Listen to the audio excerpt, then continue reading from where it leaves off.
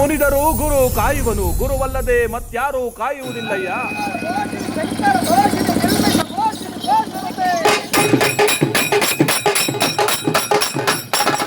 ಶೈವ ಧರ್ಮದ ಆರಾಧ್ಯ ದೈವ ವೀರಭದ್ರನ ಶಕ್ತಿ ಭಕ್ತಿಯ ಪ್ರತೀಕ ಈ ವೀರಗಾಸೆ.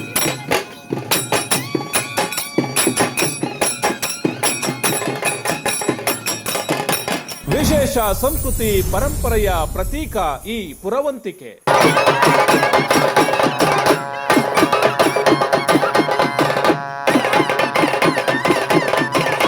ಶ್ರೀ ವೀರಭದ್ರನ ಕುಣಿತವು ಕರ್ನಾಟಕದಾದ್ಯಂತ ಪ್ರಚಲಿತವಿದ್ದು ವೀರಶೈವ ಧರ್ಮದ ಪ್ರಮುಖ ಆಚರಣೆಯಾಗಿದೆ.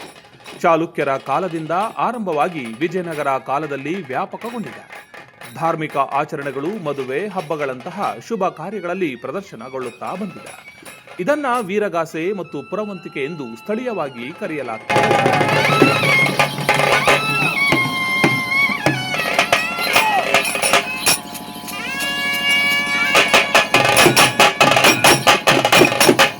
ಈ ಕಥೆಯನ್ನು ಕುಣಿತದ ಮೂಲಕ ನಿರೂಪಿಸಲಾಗುತ್ತದೆ.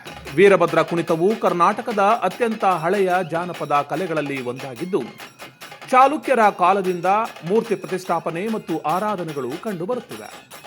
ವಿಜಯನಗರ ಅರಸರ ಕಾಲದಲ್ಲಿ ಈ ಆರಾಧನೆ ಮತ್ತು ಕುಣಿತಗಳು ಹೆಚ್ಚು ಪ್ರಚಲಿತಗೊಂಡಿದ್ದವು.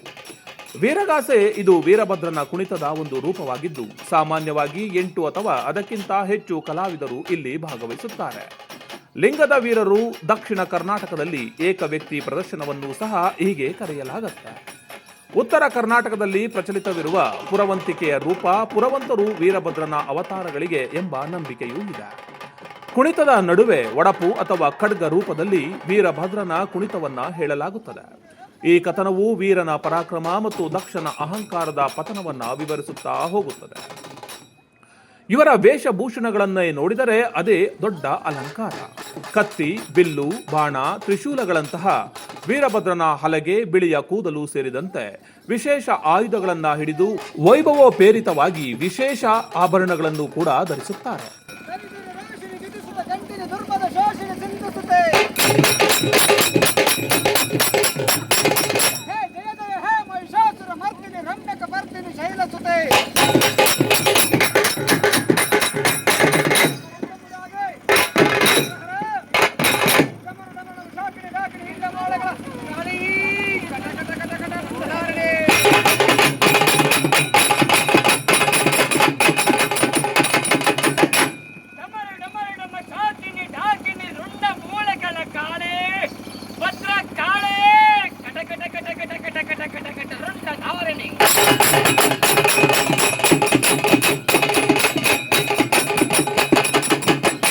ಇದು ಶೈವ ಮತ್ತು ವೀರಶೈವ ಧರ್ಮದ ಆರಾಧ್ಯ ದೈವ ವೀರಭದ್ರನ ಶಕ್ತಿ, ಭಕ್ತಿ ಮತ್ತು ಅಹಂಕಾರದ ನಾಶವನ್ನ ಪ್ರತಿನಿಧಿಸುತ್ತಾ ಬಂದಿದೆ.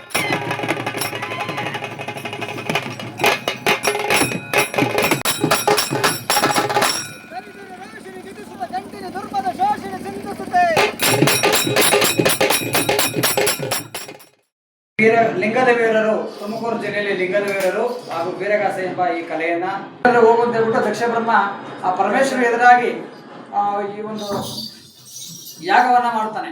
ಆ ಯಾಗಕ್ಕೆ ಆ ಪರಮೇಶ್ವರನ ಕರೆಯಿಲ್ಲ. ಈ ವಿಷಯವನ್ನ ನಾರದಾದಿ ಮಹಾಮುನಿಗಳು ಆ ಪಾರ್ವತಾದೇವಿಗೆ ವಿಷಯವನ್ನು ತಿಳಿಸುತ್ತಾರೆ.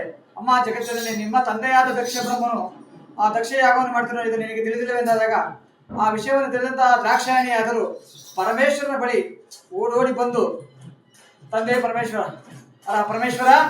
ನಮ್ಮ ತಂದೆಯಾದ ದಕ್ಷ ಬ್ರಹ್ಮನು ಮಹಾಯಾಗವನ್ನು ಮಾಡ್ತಿರುವನು, ಆದ ಕಾರಣ ಇದು ನಿನಗೆ ತಿಳಿದಿಲ್ಲವೆಂದಾಗ, ತಿಳಿದಿದೆ ಗೌರಿ, ನನಗೆ ಎದುರಾಗಿ ಮಾಡುತ್ತಿರುವ ಯಾಗವುದು, ನೀನು ಸಹ ಅಲ್ಲಿಗೆ ಹೋಗಬೇಡೆಂದು ಹೇಳಿದಾಗ ದ್ರಾಕ್ಷಾಯಣಿಯು ತವರು ಮನೆ ಎಂಬ ಮಮಕಾರದಿಂದ ನಾನು ಹೋಗಲೇಬೇಕೆಂದು ಹಠವಂತಳಾದಂತಹ ದ್ರಾಕ್ಷಾಯಣಿಯು ಪರಮೇಶ್ವರನ ಅಪ್ಪಣೆಯನ್ನು ಪಡೆಯದೆ 111 ಮಂದಿ ರುದ್ರಕನ್ಯಕೆಯರನ್ನು ಹಾಗೂ ನಮ್ಮ ನಂದೀಶ್ವರ ವೃಷಭ ವಾಹನ ನಂದೀಶ್ವರನ್ನ ಕರೆದುಕೊಂಡು ಆ ದಕ್ಷಾವತಿಯ ಯಾಗಕ್ಕೆ ಬರುತ್ತಾರೆ.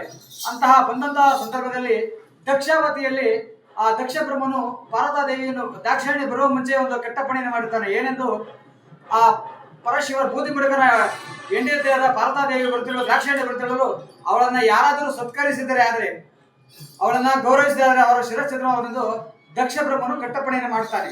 ಇಂತಹ ಸಂದರ್ಭದಲ್ಲಿ ಹರ ಮಹಾದೇವ ದೇವ. ಇಂತಹ ಸಂದರ್ಭದಲ್ಲಿ ಯಾವ ಆ ದಕ್ಷ ಬ್ರಹ್ಮನ ಅಪ್ಪಣೆಯಂತೆ ಪಾರ್ವತಾದೇವಿಯು ದಾಕ್ಷಾಯಣಿಯು ಆ ದಕ್ಷಕ್ಕೆ ಬಂದಂತಹ ಸಂದರ್ಭದಲ್ಲಿ, ದಕ್ಷಾವತಿಗೆ ಬಂದಂತಹ ಸಂದರ್ಭದಲ್ಲಿ ಆ ಪಾರ್ವತಾದೇವಿ ದಾಕ್ಷಾಯಣಿಯನ್ನ ಯಾರೂ ಮಾತನಾಡಿಸಿಲ್ಲ, ಕರೆದು ಗೌರವವನ್ನು ಕೊಡಲಿಲ್ಲ. ಇದರಿಂದ ಕೋಪಗೊಂಡಂತಹ ದಾಕ್ಷಾಯಣಿಯು ನೇರವಾಗಿ ದಕ್ಷ ಬ್ರಹ್ಮನ ಬಳಿಗೆ ಬಂದು, ಬೇಡ ಬೇಡವಪ್ಪ ತಂದೆ ಬೇಡಿಕೊಂಬೆನು, ಅರಣ್ಯ ಮೇಲೆ ತಿದ್ದಲು ಬೇಡ, ಕಾಮನ ಉರಿಗಡಲಿ ಸುಟ್ಟ, ತ್ರಿಪುರ ಸಂಹಾರ ಮಾಡಿದ, ಬಾಣಾಸುರ ಮನೆ ದೇವ ತ್ರಿಪುರ ಸಂಹಾರ ಮಾಡುವ, ಇಂತಪ್ಪ ತ್ರಿಪುರ ಸಂಹಾರ ಮಾಡಿದ ಪರಶಿವನ ವಿರೋಧವು ಬೇಡವೆಂದು ಪರಿಪರಿಯಾಗಿ ಹೇಳಿದರು. ಕೇಳದಂತಹ ದಕ್ಷ ಬ್ರಹ್ಮನು, ಎಲೈ ಗೌರಿದೇವಿ, ನಿನ್ನ ಗಂಡನ ಪ್ರತಾಪವನ್ನು ಒಳಗೆ ಬಂದೆಯಾ? ಡಂಬರ ಕೂಡುಂಡ ಬಾಣಾಸುರನ ಮನೆ ಬಾಗಿಲನ್ನು ಕಾಯ್ದ, ಉಡಲು ಬಟ್ಟೆ ಇಲ್ಲದೆ ಉರುಚರ್ಮನದ್ದ, ಮಲಗಲು ಜಾಗವಿಲ್ಲದೆ ಸ್ಮಶಾನವಾಸಿಯಾದ, ಇಂತಪ್ಪ ತಿರುಗಂಬ ಜಂಗಮನಿಗೆ ಕರೆದ ಮಗಳನ್ನು ಕೊಟ್ಟಿದ್ದು ಗರ್ವವಾಯಿತೆ ನಡೆಯಂತೆಂಬುದಾಗಿ ನುಡಿಯಲಾಗ, ಯಾವ ದ್ರಾಕ್ಷಾಯಣಿಯಾದರೂ ಪತಿಯ ಮಾತನ್ನ ಧಿಕ್ಕರಿಸಿ ಬಂದಿದ್ದಕ್ಕೆ ನನಗೆ ಸರಿಯಾದ ಅವಮಾನವನ್ನೇ ಮಾಡಿದೆ ಎಂತೆಂಬುದಾಗಿ ಕೋಪಗೊಂಡಂತಹ ದ್ರಾಕ್ಷಾಯಣಿಯು ದಕ್ಷ ಬ್ರಹ್ಮನಿಗೆ ಶಾಪವನ್ನಾಗುತ್ತಾಳೆ. ನಿನ್ನ ವಂಶವು ಹಾಳಾಗಲಿ, ಉಪ್ಪಿಟ್ಟ ಬೆಳೆ ತೂಕ ಬೆಳೆ ಇಲ್ಲದೆ ಮೀಸಲು ತೂಕ ಅಕ್ಕಿಲ್ಲದೆ ನಿನ್ನ ವಂಶವು ಹಾಳಾಗಲಿ ಎಂದು ದಕ್ಷ ಬ್ರಹ್ಮನಿಗೆ ಶಾಪನ ಕೊಟ್ಟಂತಹ ದ್ರಾಕ್ಷಾಯಣಿಯು ಆ ಮಹಾದಕ್ಷಯಾಗದಲ್ಲಿ, ಏ ಯಜ್ಞದೇವ ಪ್ರಕಟವಾಗು, ಪತಿಯ ಮಾತನ್ನ ಧಿಕ್ಕರಿಸಿ ಬಂದಂತಹ ಈ ದೇಹವನ್ನು ಅಗ್ನಿಯಲ್ಲಿ ಮರೆಮಾಡು ಎಂದಾಗ ಆ ಯಜ್ಞಕೂಟದಲ್ಲಿ ದ್ರಾಕ್ಷಾಯಣಿಯು ಹರಹರ ಬಿದ್ದು ಅತಳಾದಳು. ಇಂತಹ ಸುದ್ದಿಯನ್ನು ನಮ್ಮ ನಂದೀಶ್ವರನು ವೃಷಭ ವಾಹನನು ಕೋಪಗೊಂಡು ನೇರವಾಗಿ ಕೈಲಾಸಗಿರಿಗೆ ಬಂದು ಆ ಶಂಕರನಿಗೆ, ತಂದೆ ಶಂಕರ ಜೂರ್ಜಟಿ, ತಾಯಿ ದ್ರಾಕ್ಷಾಯಣಿಯು ದಕ್ಷ ಬ್ರಹ್ಮನ ಅಗ್ನಿಕೂಟದಲ್ಲಿ ಅತಳಾದಳೆಂಬ ಸುದ್ದಿಯನ್ನು ಕೇಳಿದಾಗ ಯಾವ ಶಂಕರನ ಗುಡಿಗುಡಿಸಿ ಆರ್ಬಿಡಿಸಿ ತನ್ನ ಜಡೆಯನ್ನ ನೆಲಕಪಡಿಸಲಾಗ, ಹುಟ್ಟಿದನಯ್ಯ ವೀರಭದ್ರ, ವೀರಭದ್ರ ಅಜಂತನುವ ಕೂಡಿಗೆ ಗಂಡುಗಲಿ ವೀರಭದ್ರ ಹುಟ್ಟಿದಾಗಲೇ ತೋರು ಎನಗೆ ವೈರ್ಯ.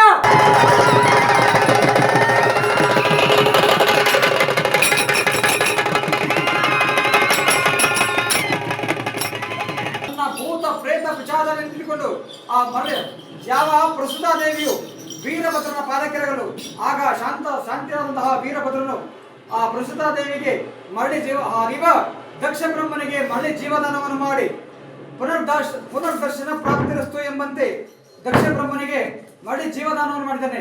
ಯಾವ ರೀತಿ ಒಂದು ಟಗರಿನ ತಲೆಯನ್ನಿಟ್ಟು ಆ ದಕ್ಷ ಬ್ರಹ್ಮನಿಗೆ ಜೀವದಾನವನ್ನು ಮಾಡಿ ಆ ನಾನು ಎಂಬ ಅಹಂಕಾರವನ್ನು ಬಡಿದೋಡಿಸಿ ಭಕ್ತಿಯಿಂದ ವೀರಭದ್ರ ವಿಜಯನಾಗಿ ದಕ್ಷ ಬ್ರಹ್ಮ ಪ್ರಸುತಾದೇವಿಯು ವೀರಭದ್ರನ ಪಾದಕೆರಗಿ ಇಂತಿ ವೀರಭದ್ರ ವಿಜಯವಾಗಿದೆ ಎಂತೆಂಬುದಾಗಿ ಈ ಕಥೆಯ ಸಾರಾಂಶ.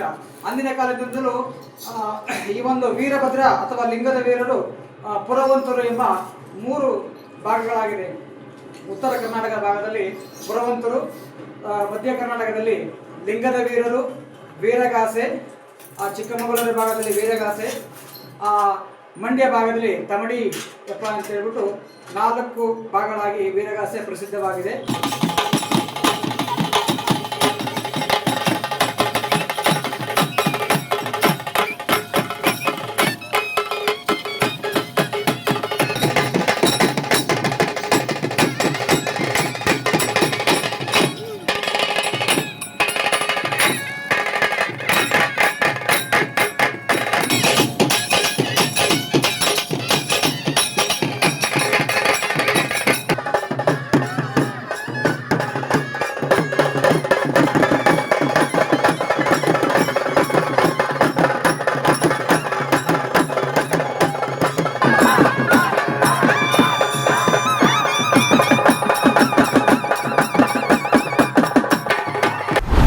ಚಾಲುಕ್ಯ ನ್ಯೂಸ್, ಜನರಿಗೋಸ್ಕರ.